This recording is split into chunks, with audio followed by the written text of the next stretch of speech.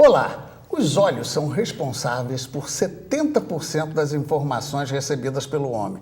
Mas além de levar as informações até nós, o olho pode também fornecer informações sobre nós. Através de alguns exames é possível diagnosticar doenças como a hipertensão, tuberculose, doenças reumáticas, entre outras. Mas o avanço nas pesquisas sobre os olhos já pode garantir a correção de defeitos de visão, determinar o fim do uso de óculos e até permitir a visão de pessoas cegas desde a infância. Córnea, pupila, íris, cristalino, retina, são palavras que a gente já conhece. Mas como ocorre a visão? Como se dá a transformação das ondas luminosas em impulsos eletroquímicos transferidos para o nosso cérebro? Hoje vamos entender um pouco mais sobre olhos com os nossos convidados.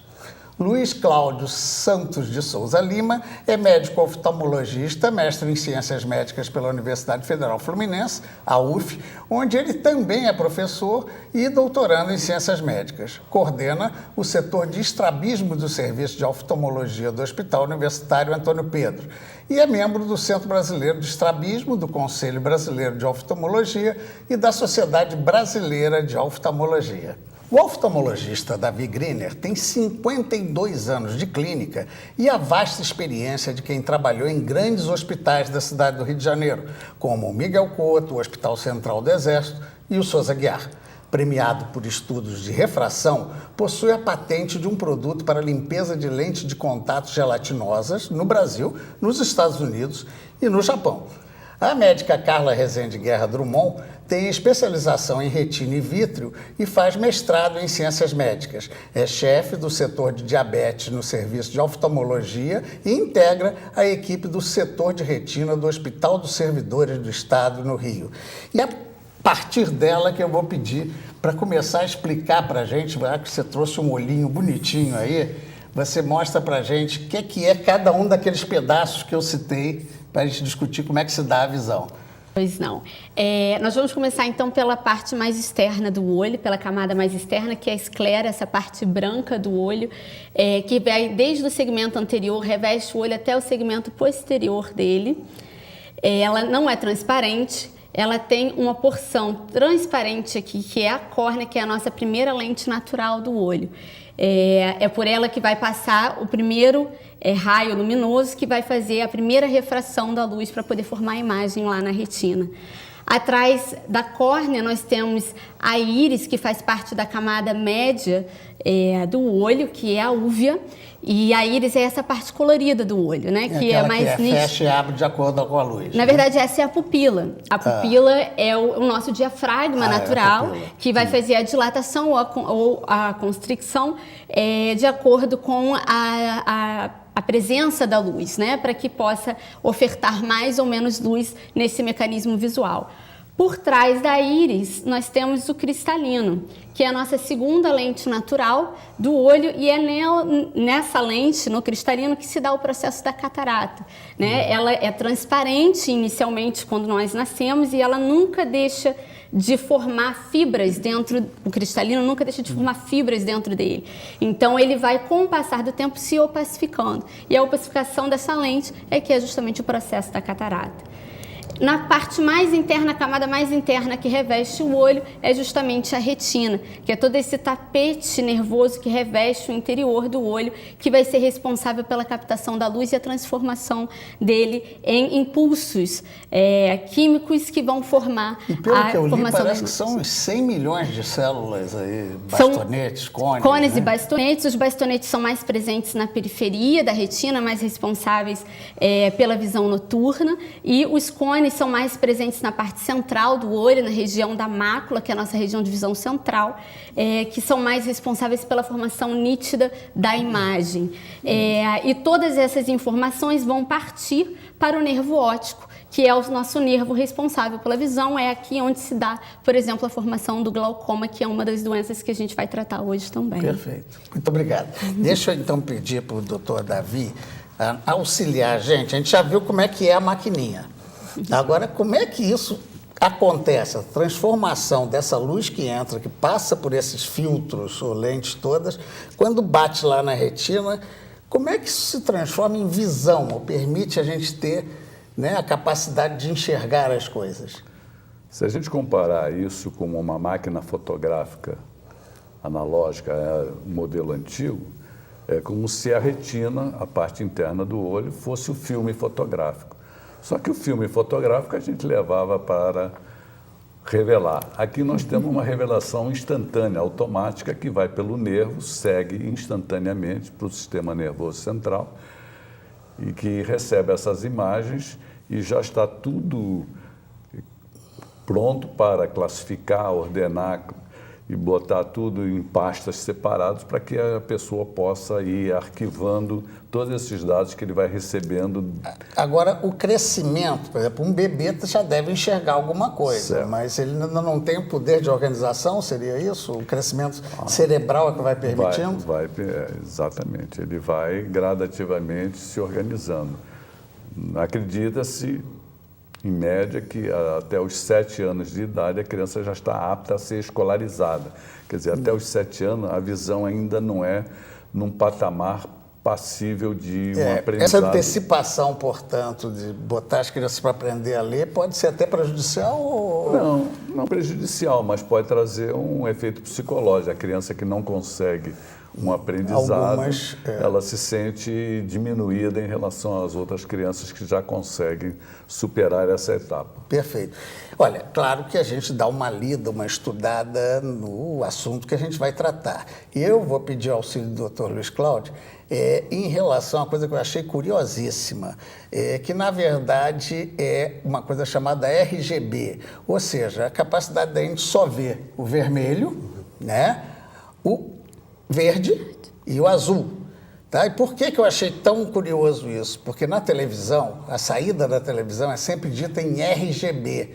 E quando você quer recortar uma pessoa para botar uma imagem atrás, ou ela tem que ser azul, ou verde, né? E principalmente azul e verde, né? Porque o vermelho atrás...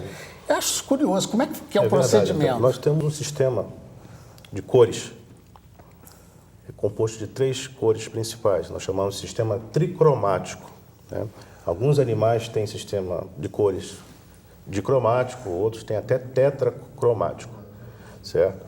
Então, nesse sistema de 3 cores, há uma organização das células da retina que permite que eu abra e feche canais, distribuindo mais para uma determinada cor, a recepção de uma determinada cor e inibição de uma outra cor paralela ou lateral àquela. Então eu consigo, né, a semelhança do que é feito na televisão, nos computadores, aqueles pixels, né, de diferentes cores, eu consigo decodificar isso de forma a perceber cores. Tá? E a mistura vai dando tonalidades e outras cores. Sim, a mistura vai dar as diferentes tonalidades, as diferentes cores. A composição dessas 3 cores vão dar toda a gama de cores que nos permitem identificar. Há uma questão filosófica se o vermelho que você vê é igual ao meu vermelho. Ninguém sabe. Isso porque cada olho tem uma configuração de uma proteína chamada rodopsina que capta e transforma esse fóton de luz que está chegando na retina de todos nós agora num outro sinal químico. Né? Essa célula, essa proteína precisa ser bem organizada de modo a receber e transformar isso numa outro tipo de energia. Um tipo de falha que dá aquele erro da troca, né, do daltônico. Sim, a descromatopsia, né, que o paciente tem uma dificuldade para identificar cores. Troca o vermelho pelo verde, normalmente. Pelo verde, né? O que é um perigo no sinal da rua, né? Sim, é um perigo. Mas ele acaba tendo uma vida normal. O que é importante, né, agora aproveitando que você falou de bebês, né, o que é importante é que nós possamos examinar essas crianças e dizer aos pais, olha, o seu filho tem uma deficiência para cores. Isso tem uma importância fundamental na escolha da profissão.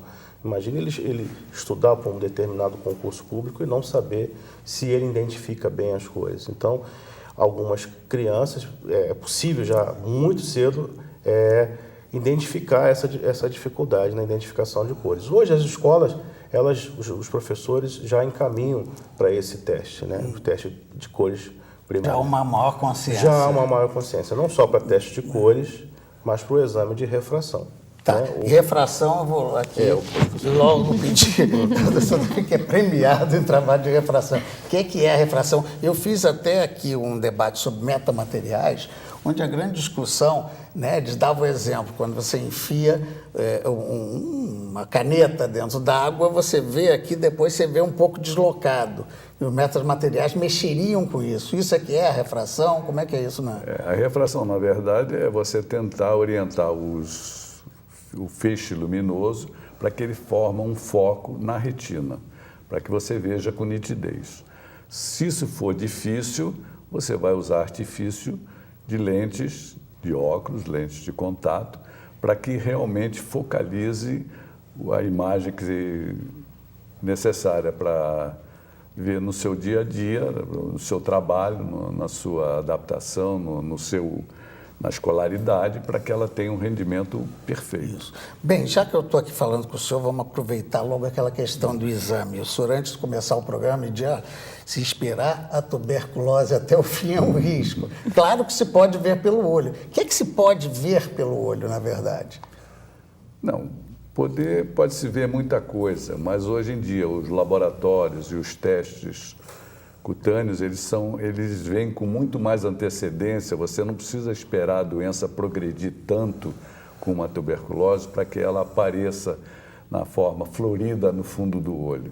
Isso há 50 anos atrás era uma realidade. Hoje em dia, modernamente, você tem exames muito mais rápidos e muito mais precisos e que você pode se antecipar no tratamento dessa pessoa e evitar aquelas complicações que apareciam na diabetes, na hipertensão e na própria... Ou seja, pelo avanço lateralmente ao olho da medicina, essa característica do exame do fundo do olho perdeu um pouquinho de importância, então. Não de importância, mas no tempo. Só vai aparecer no tempo. Se eu puder complementar. Vamos lá, pode complementar, Carla. Na verdade, não é que a gente vai olhar para um olho de um paciente e vai dizer, você tem tuberculose, você tem diabetes, não é exatamente isso, mas algumas doenças elas podem se manifestar no olho. Então, existem algumas doenças que muitas vezes a gente faz o diagnóstico primariamente pelo olho, mas não que isso seja o objetivo. Nós não vamos buscar um diagnóstico só olhando o fundo do olho, mas a gente pode encontrar ali, né? No caso da tuberculose, é raro a manifestação ocular, mas ela pode existir. No caso, por exemplo, eu tenho uma paciente que nós fizemos lá no Hospital dos Servidores do Estado, o diagnóstico de doença de BC através de uma manifestação que foi a vasculite retiniana. No caso, ela abriu o quadro com a vasculite, ela ainda não tinha o diagnóstico de BC e nós perseguimos o diagnóstico. É a tuberculose, né? No caso da tuberculose, foi um outro paciente. Não, esse BC, o que a doença de BC é uma doença autoimune, inclusive é uma doença autoimune que deu uma vasculite retiniana, ela ainda não tinha o diagnóstico de BC e pelo quadro oftalmológico nós pudemos dar esse diagnóstico. Pelo exame. Tem até um outro paciente que nós examinamos lá no Hospital dos Servidores, que ele tinha um quadro ainda por nós não identificado, pensamos em linfoma ocular, fomos atrás de exames diagnósticos, não encontramos e chegamos numa síndrome que se chama de BIDAMP, que é uma síndrome paraneoplásica. Na verdade, ele era um paciente... O que é isso? Clarei um pouquinho, porque tem muito nome difícil aí. Na verdade, é uma síndrome paraneoplásica. O paciente ele tinha um tumor primário que ele desconhecia e a manifestação que esse tumor deu inicialmente foi uma doença no fundo do olho e que nós podemos fazer o diagnóstico através dali. Então, não é que nós vamos, a cada paciente que eu vou ver, dizer você tem isso, isso e isso, mas algumas doenças podem dar manifestações no olho e algumas vezes nós fechamos esse diagnóstico através do exame do fundo do olho ou do exame oftalmológico. Bem, ficou claro. Eu vou agora fazer um pequeno intervalo e já a gente volta falando de olho.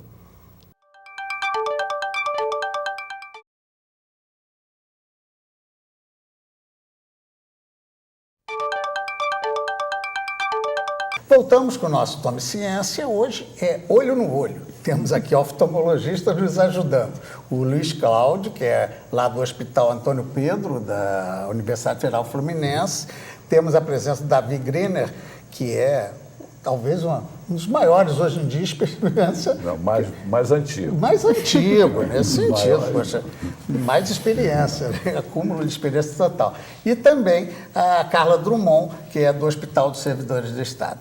Bem, eu vou perguntar ao doutor Luiz Cláudio, falávamos aqui em criança, começamos por aí, e claro que existe aquela preocupação. Nos nossos rincões aí do país, ou nas áreas mais pobres, como é que funciona? As crianças conseguem ou já quando descobre o problema no olho? Como é que isso está funcionando no país? Há quase 20 anos existem programas de prevenção da cegueira da infância, né? O primeiro exame de prevenção da cegueira, um dos mais importantes, é o teste do olhinho. Assim que o bebê nasce, os pediatras ou neonatologistas, eles fazem um exame em que eles direcionam uma luz, né, com um aparelho específico, direciona essa luz para a transparência dos olhos do bebê. Vou prestar o olhinho que eu vou mostrar melhor.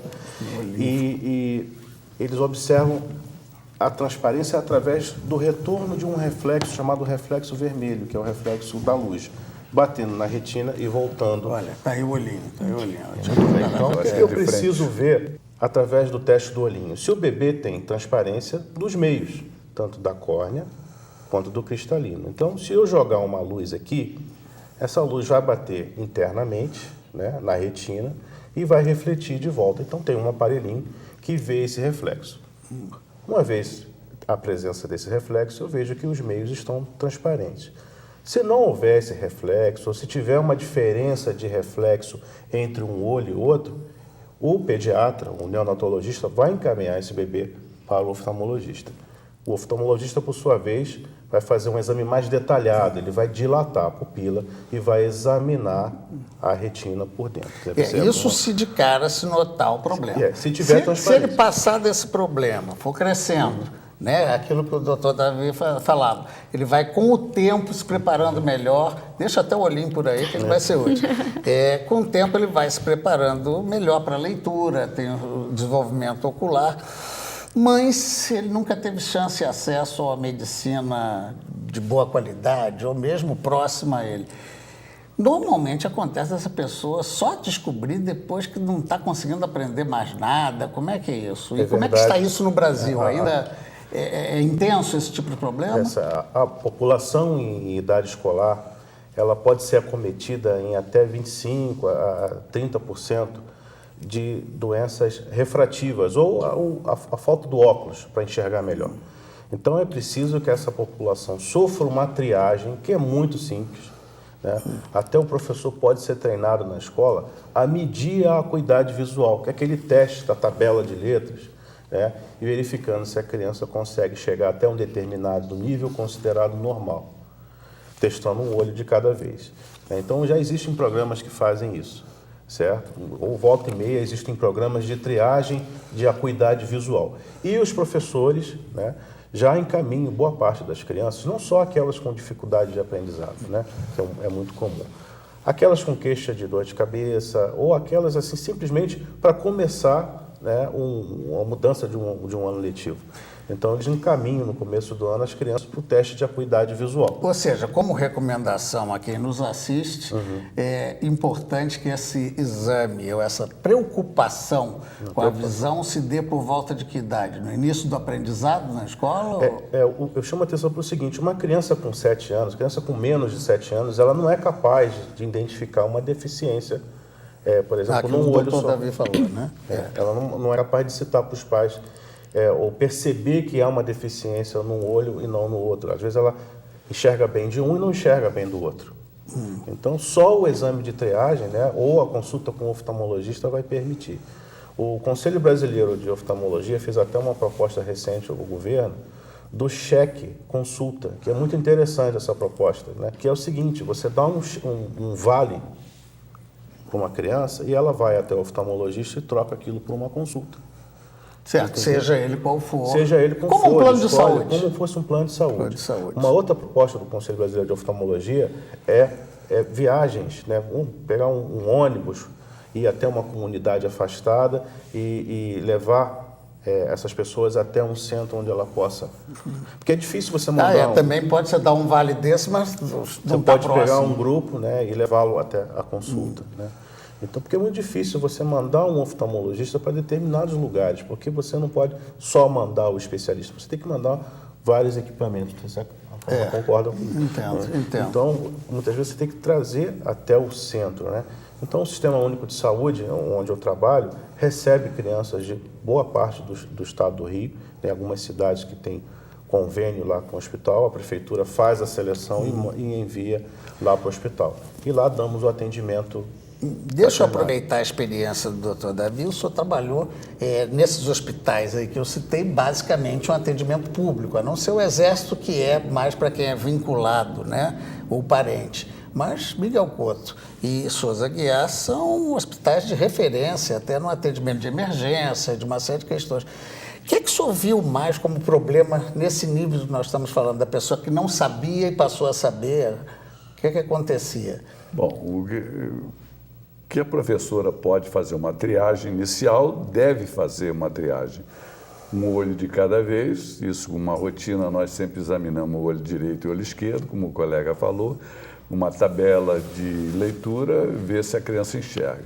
A criança que tem um pouco rendimento escolar, acho que ela merece uma avaliação oftalmológica, auditiva, para ver por que ela não está tendo um rendimento, por que ela não está aprendendo, por que ela está dispersa na aula.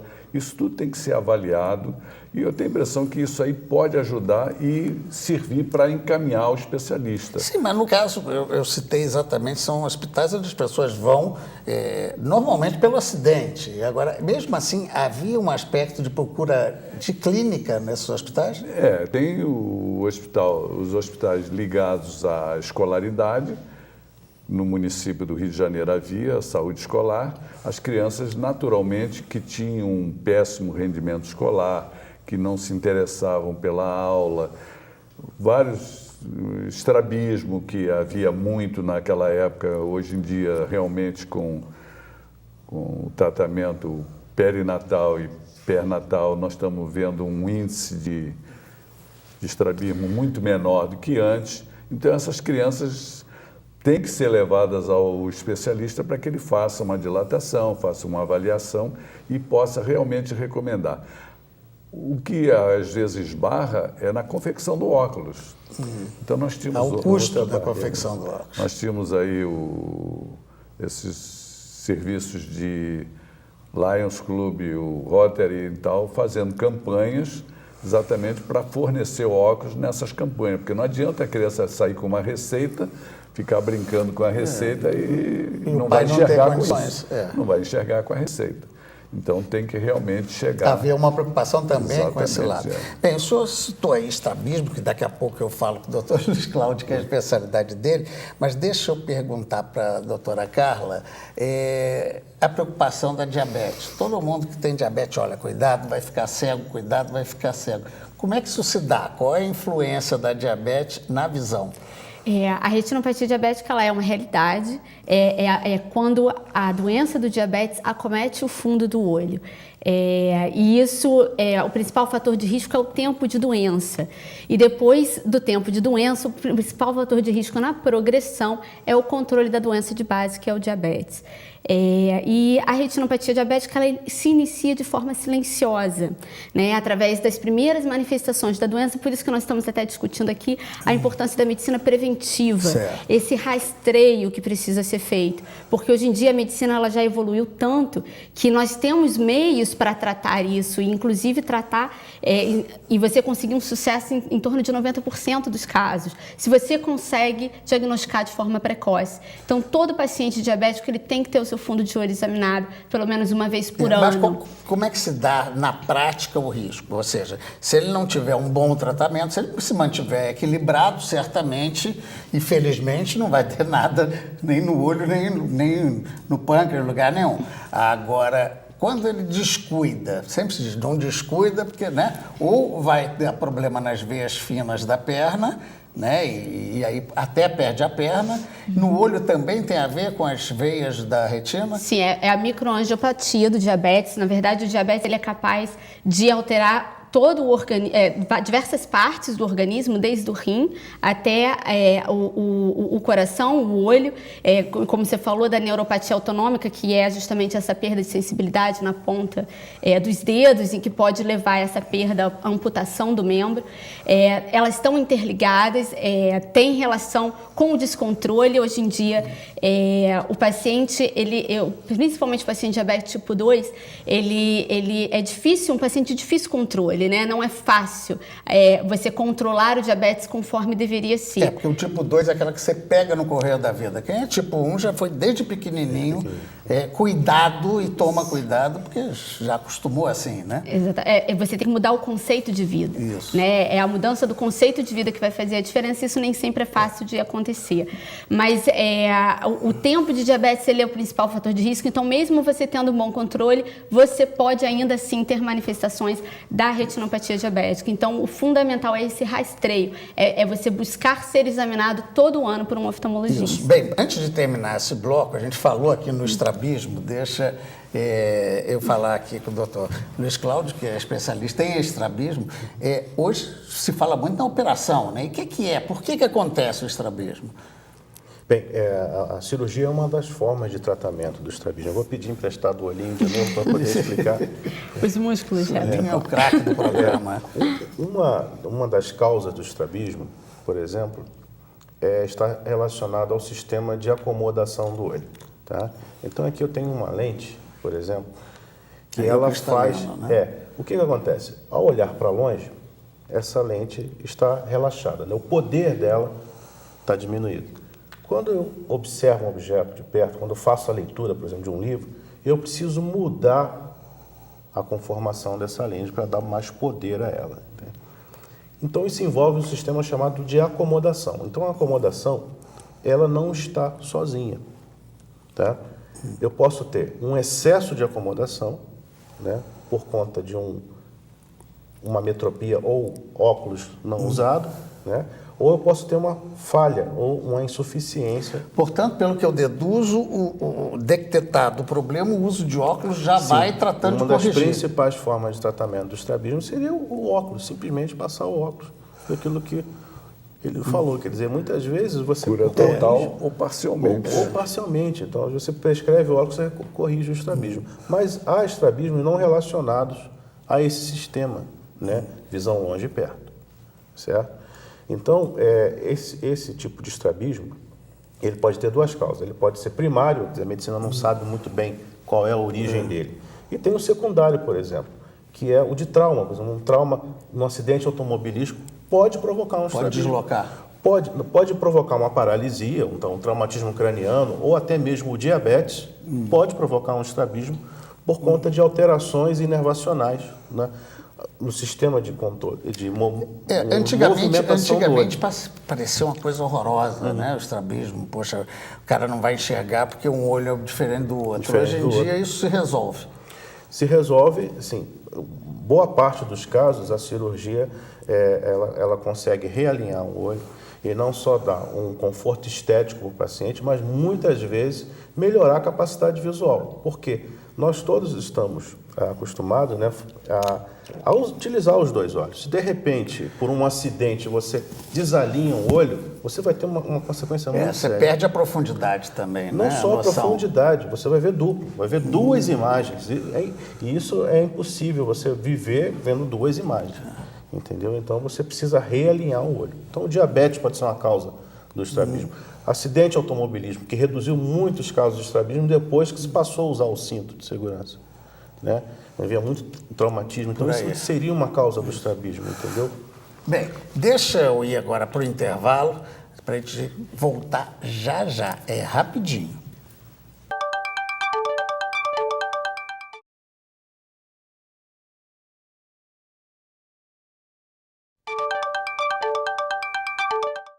Hoje o nosso Tome Ciência é olho no olho. Na verdade, estamos olhando para o olho como um todo, esse instrumento que parece uma coisa quase mágica, né? De tão complexo e ao mesmo tempo capaz de nos dar, né, 70% da capacidade que a gente tem de comunicação com o mundo.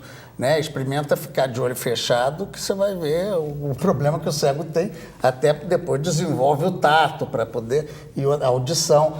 Mas vamos falar um pouquinho dos problemas no olho. Glaucoma, que é muito falado, doutor Davi, como é que se explica o que é o glaucoma, o que fazer? Eu acho que o mais fácil é comparar isso com uma caixa d'água. Há uma entrada de líquido e um escoamento de líquido. Se nós temos uma entrada maior de líquido e o escoamento não é suficiente, vai havendo um aumento dessa pressão dentro dessa caixa d'água.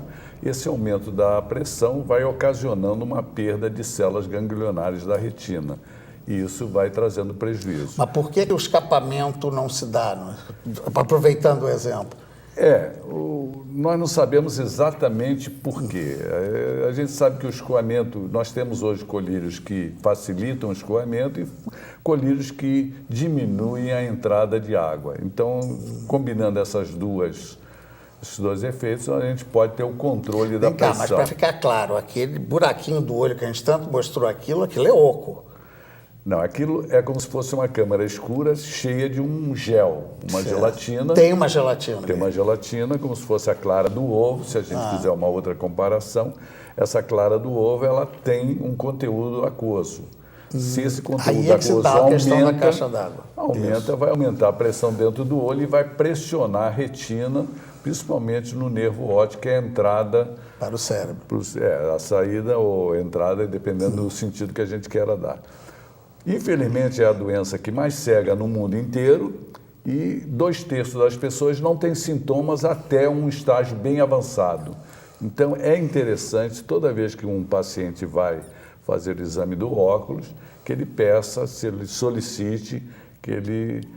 O exame de pressão. Da pressão do olho. O que é, na prática, a dificuldade decorrente do glaucoma? A pessoa vai perdendo a acuidade visual? Vai perdendo o campo visual. A periferia vai encolhendo até ele ficar no que a gente chama visão tubular, que é já o muito final. Estreita. Exatamente. E aí ele só enxerga para uma ilha.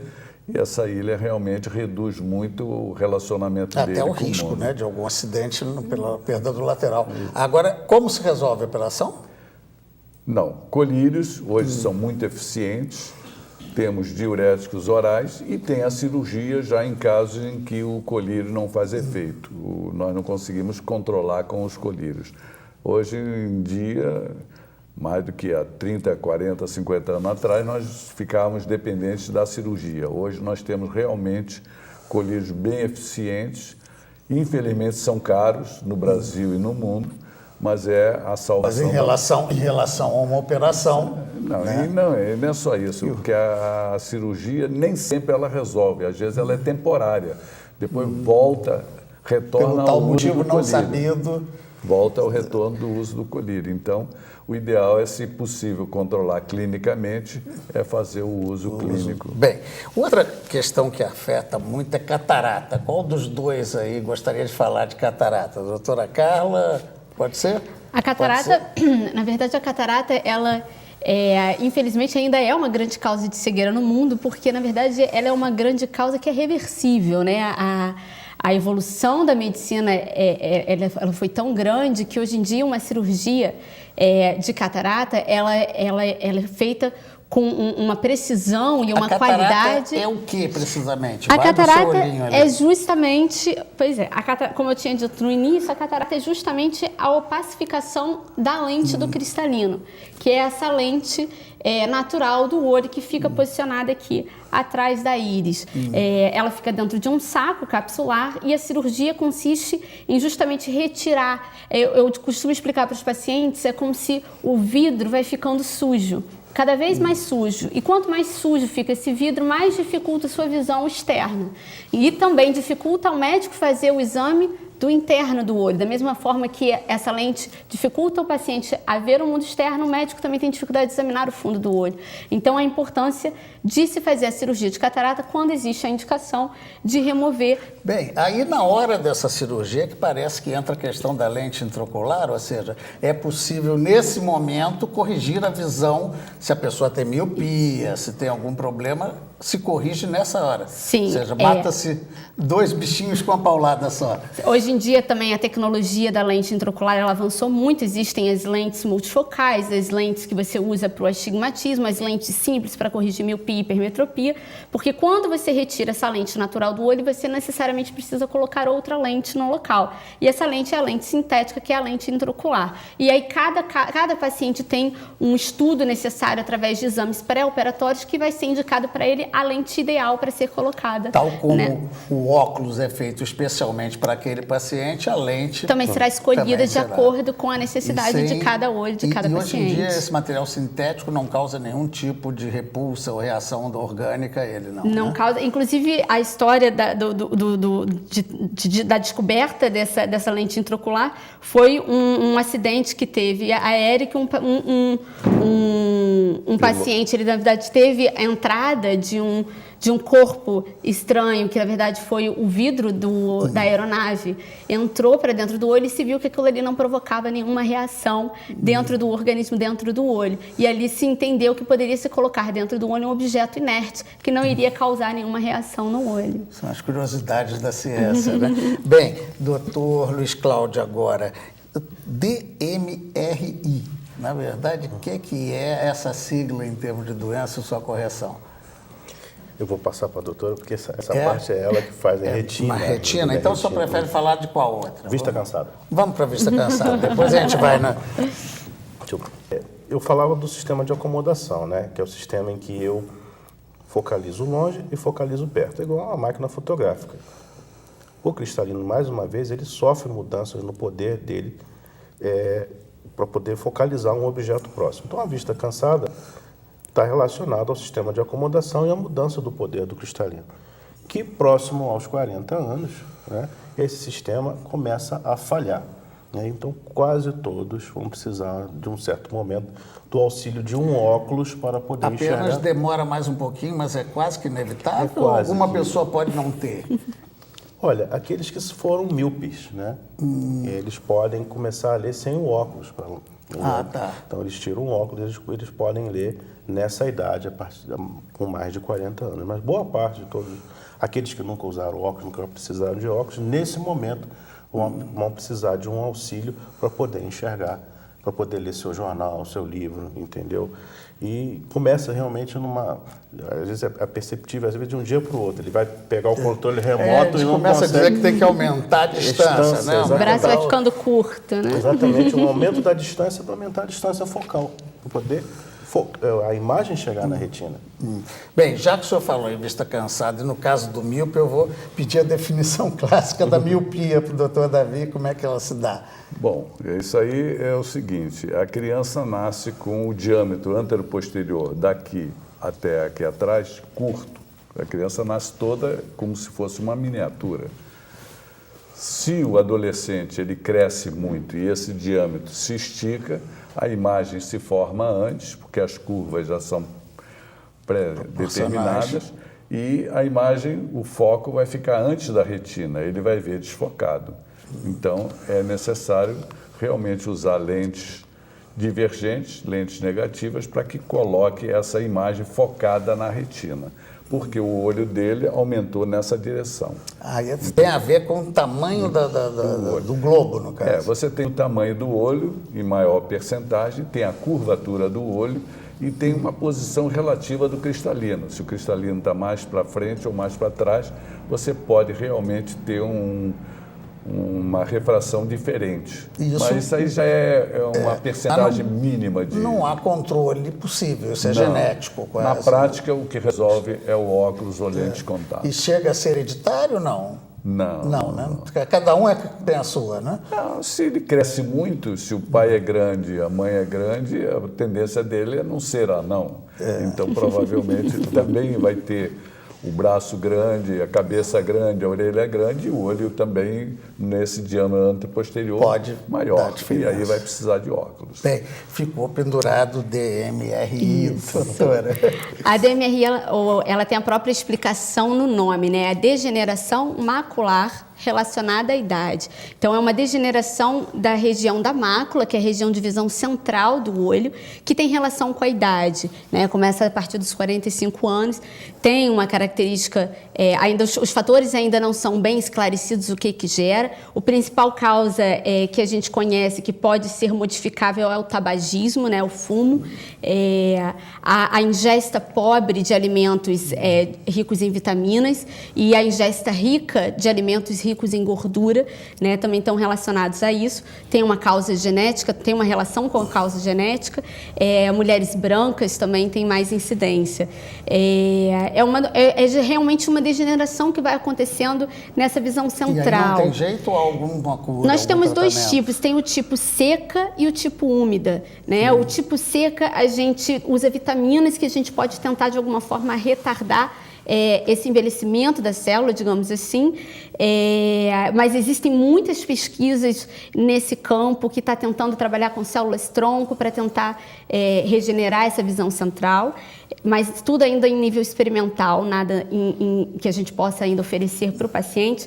E da tipo úmida a gente tem tratamento, que é quando começa a extravasar líquido nessa visão central do olho.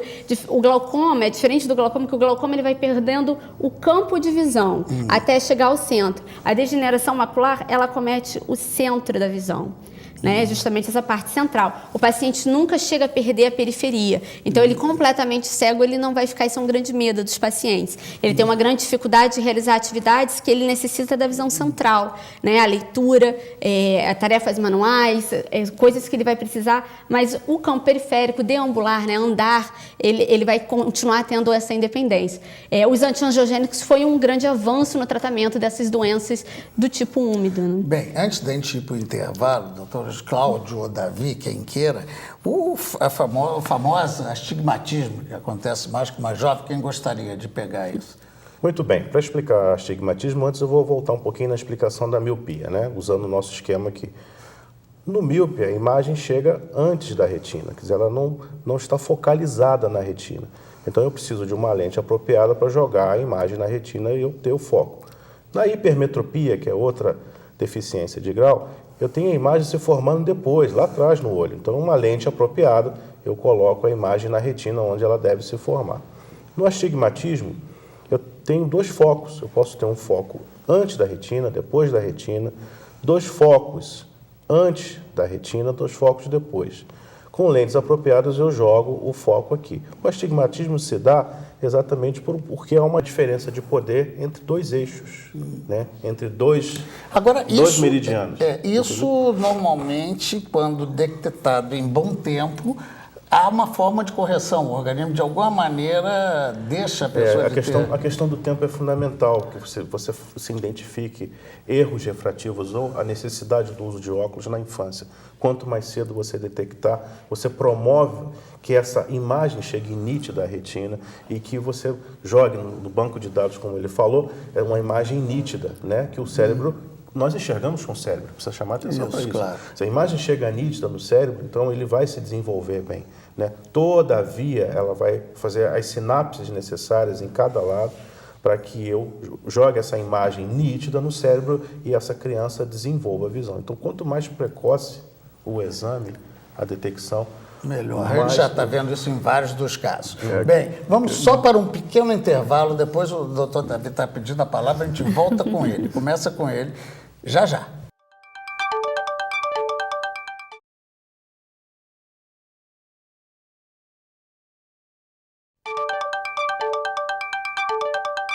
Voltamos com o nosso Tome Ciência em seu último bloco e temos a presença de oftalmologistas aqui para a gente poder descobrir o olho, como é que isso funciona, quais são as doenças. Eu, desde já, vou agradecer ao Dr. Luiz Cláudio Santos, que é lá do Hospital Antônio Pedro, da UF, também professor da UF, o Dr. Davi Griner, com toda a sua experiência e 52 anos de atendimento ao público, e a doutora Carla Drummond, que é do Hospital dos Servidores de Estado. Bem, eu já agradeço então a todos essa presença e vou assumir aqui um compromisso por eles que eles não vão deixar em falta não. É que nós temos no nosso site uma seção chamada Saber Mais, onde você pode procurar indicações que eles nos darão para aprofundar o conhecimento do que foi discutido aqui. Anote então aí o endereço do site, www.tomeciencia.com.br. E se você quiser entrar em contato conosco, dar um palpite, sugestão, opinião, anote então aí, ideias@tomeciencia.com.br. Bem, retomando aqui o debate, na sua fase final, eu pediria ao doutor Davi, a gente falou o tempo todo em visão. Como que se define um cego? O que é a cegueira? Bom, o cego legal, para efeito de trabalho, é aquele que enxerga menos de 30% no melhor olho. Esse tem direito à aposentadoria. Agora, o verdadeiramente cego, aquele que não percebe nem identifica a luz, aí então nós já temos realmente o cego, realmente que está circunscrito a um mundo... A escuridão. Escuridão total. Já tem até um restaurante em Jerusalém, eu estou comentando porque eu estive lá alguns meses atrás, em que todo mundo entra com uma venda nos olhos e os garçons e todos os serviçais são cegos. Isso para o sujeito ter uma experiência de uma Existe um outro, parece que em Londres também, um amigo me falou. E o sujeito fica totalmente na escuridão e tem que comer. E descobrir qual é a comida, né? Tem mais essa. Depois eles perguntam, né? O que é que você comeu? No caso, tem que aumentar a capacidade. É bem verdade que os outros órgãos sensoriais, olfato, gustação, tato e audição, são hipertrofiados e o indivíduo consegue compensar parcialmente a perda visual. A cegueira é uma falha permanente de um desses aspectos que nós falamos, talvez mais o nervo. No conceito de hoje, sim. No futuro... Vamos para o futuro. Eu falei aqui no início de possibilidade de recuperação da visão. Doutora Carla, como é que nós estamos nisso? Nós estamos pesquisando bastante, né? Existe até eletrodos, uma série de... Em que pé nós estamos? Sim, na verdade nós estamos avançando muito. Eu acho que o futuro ele vai chegar, a medicina evolui, o conhecimento evolui e já evoluiu muito. A gente estava até conversando antes que ninguém imaginava que alguém ia ser capaz de andar na rua falando no celular sem fio. Hoje em dia é uma realidade que todo mundo tem. Então, existem muitas pesquisas para tentar trabalhar essa questão da perda visual com células-tronco. Existe até o chip retiniano, né, que seria a tentativa de recuperar a visão de um paciente que já enxergou e por uma degeneração retiniana, como a retinose pigmentar, teve uma perda dessa visão ao longo do ano, mas tudo isso ainda está no campo da experiência, da experimentação. E isso é muito importante a gente ressaltar, é importante a gente ter o otimismo que nós vamos chegar lá, mas ressaltar que a gente tem que ter cautela com tudo aquilo que nos oferece, porque nem tudo ainda está aberto para ser usado de forma difusa na população. Sim, mas já houve casos, parece que só quem já viu deixou de ver que fica mais fácil recuperar, né? Exatamente, como por exemplo na retinose pigmentar, o paciente ele já teve a visão algum dia e ao longo da vida essa visão se perdeu. Ficou cego. Exatamente, por uma degeneração. E esse chip retiniano seria você tentar, através de uma câmera, mandar para um implante intrarretiniano imagens que iriam ser captadas e decodificadas pelo paciente. O paciente, como estava sendo dito antes também, ele seria capaz não de enxergar ainda como nós, ele ainda não teria uma visão completa, mas ele já teria uma boa percepção do ambiente, de como se locomover, que faz uma grande diferença para quem está completamente cego. Tudo ainda é experiência, mas que bom que existem as experiências. É verdade. Agora, existe um aspecto, doutor Luiz Cláudio, que até em relação ao colírio é muito comum, né? O sujeito sai pingando, sai se automedicando e alguns que também, algumas promessas que podem ser perigosas, não existe? A automedicação ainda é um problema no país, né? pela facilidade ainda que se tem, ou talvez a falta de fiscalização ou a falta de controle, algumas pessoas se automedicam. A automedicação pode levar a um glaucoma, pode levar a uma perda da visão por lesão corneana, às vezes perdas até definitivas. Então, um dos recados seria evitar a automedicação, procurar seu oftalmologista, procurar o especialista, que somente ele é capaz de determinar o tempo de uso da medicação, né, e quando parar a medicação, muitas vezes. Então, procure o especialista antes de fazer uma automedicação. Doutor Davi, existe ainda nesse campo dos colírios uma questão de pessoas que às vezes, meu olho está meio seco, pingo, qual é o limite disso? Existiria um colírio só para molhar, sem riscos, ou sempre é perigoso? Não, já temos colírios sem preservativo, que são colírios que já podem ser usados de uma forma bem contínua, sem nenhum prejuízo. Porque o grande problema é que o colírio, como qualquer alimento, como qualquer outra substância, tem que ter um conservante. E esses colírios têm uma formulação, tem um frasco que permite que eles não tenham esse conservante. Então, não tendo esse conservante que se acumula e é irritante para a córnea, nós podemos usar esses colírios hidratantes de uma maneira bem abusiva, porque o indivíduo, num clima tropical, com um acúmulo de idade, em que as proteínas não vão segurando a água, ele precisa realmente hidratar a córnea para que ela continue transparente.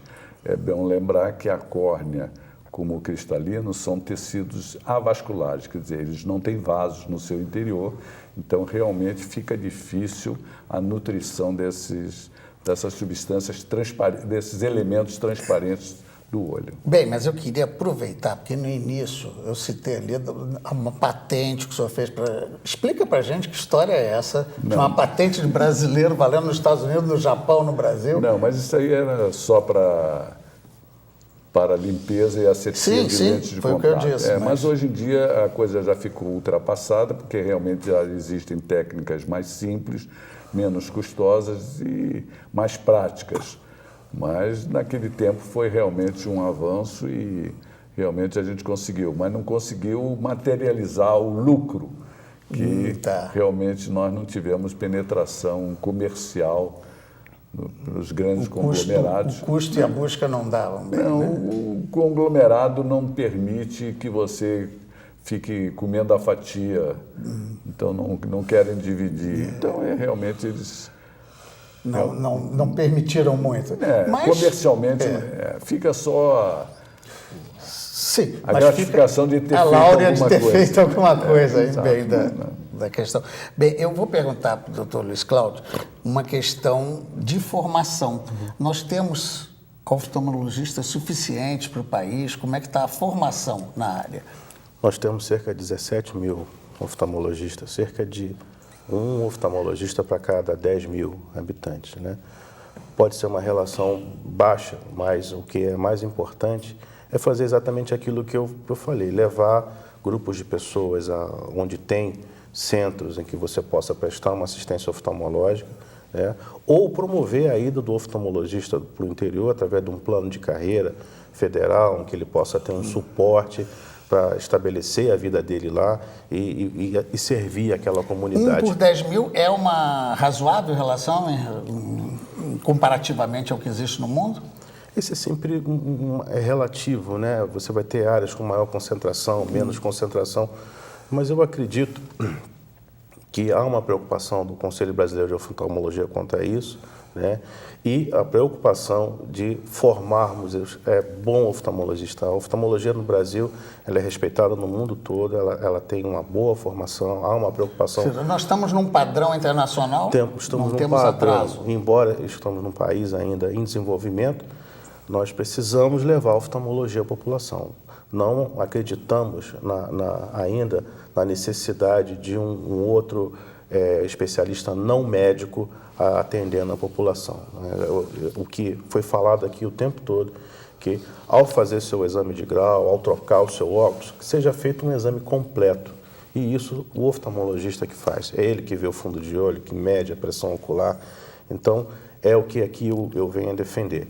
Qualquer alternativa possível no futuro de não médicos atendendo a população pode ser muito perigoso. Agora tem um aspecto, para finalizar, que eu vi nessas pesquisas aí, eu vou perguntar para o doutor Davi para a gente fazer esse fecho, que teria uma fila aí de 40% de doentes com catarata esperando na fila para operar. Realmente existe essa deficiência entre... Isso aí nós temos esse problema porque a sobrevida maior da população, temos um maior índice de pessoas com catarata.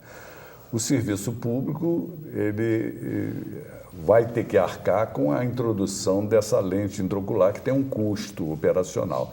Então não adianta, como também não adianta o pai levar a criança se ele recebe uma receita e não pode comprar o colírio ou não pode comprar o óculos. Então, o grande problema da cirurgia da catarata hoje em dia não é só o ato cirúrgico em si, mas o custo operacional para fazer tudo isso. E o sistema público não está ainda... Não consegue arcar com essa despesa. Esse é que é o problema básico. Que se soma a outros problemas da saúde pública no Brasil, infelizmente. Bem, eu vou agradecer mais uma vez aqui a presença dos nossos convidados e a sua audiência. Até a próxima, então.